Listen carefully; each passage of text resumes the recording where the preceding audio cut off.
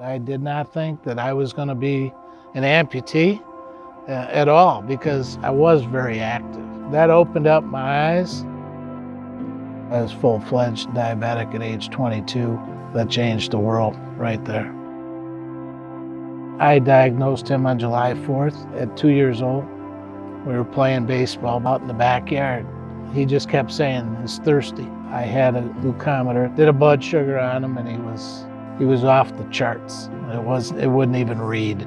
I had my father to look up to, who was diagnosed, who was living the same thing.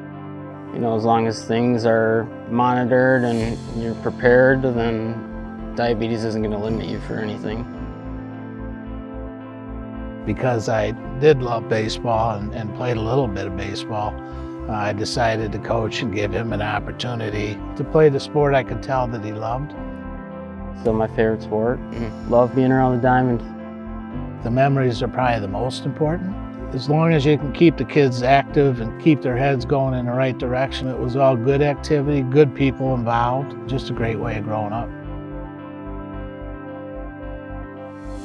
My issues started at 58 years old, where I developed a sore on my foot from a golf shoe. I didn't catch it right away. Went in, felt terrible. They opened it up, would not close it again, and said, it's going to be about 1.5 years with a wound vac. And I just thought, that's a long time to mess with being home. I need to work. I'm built to work. Dr. Nemanich came in the room and I go, who are you? He goes, I'm the guy that's going to save your life. He said, you need to maybe think about taking it off. So I actually went home, thought about it over the weekend, but my mind was made up. I actually went back to work 4 days afterwards. I felt great.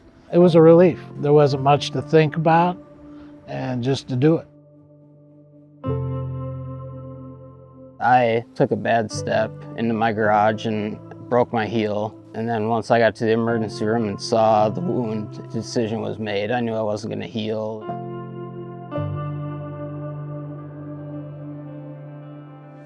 Before I ever even left the hospital, Twin City Orthopedics came to visit me to kind of brief me on what to expect once I am out.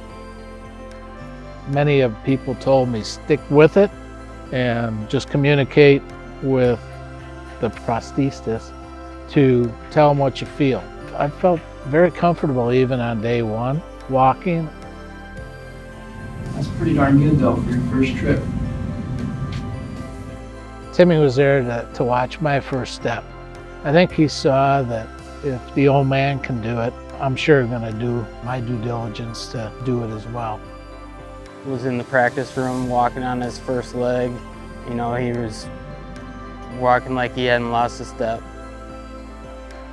Twin Cities Orthopedics helped me out since day one of my amputation, and I knew I'd be in good hands.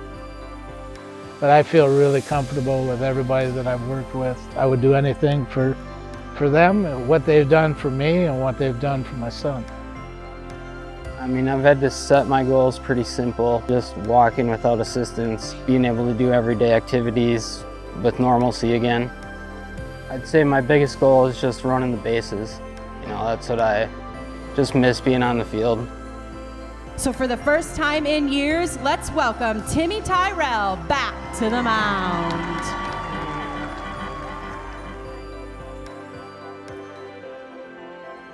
There's a lot worse things that could happen to you than losing a limb because they can deal with that. And you have the desire to do what you want to do. There shouldn't be any limitations.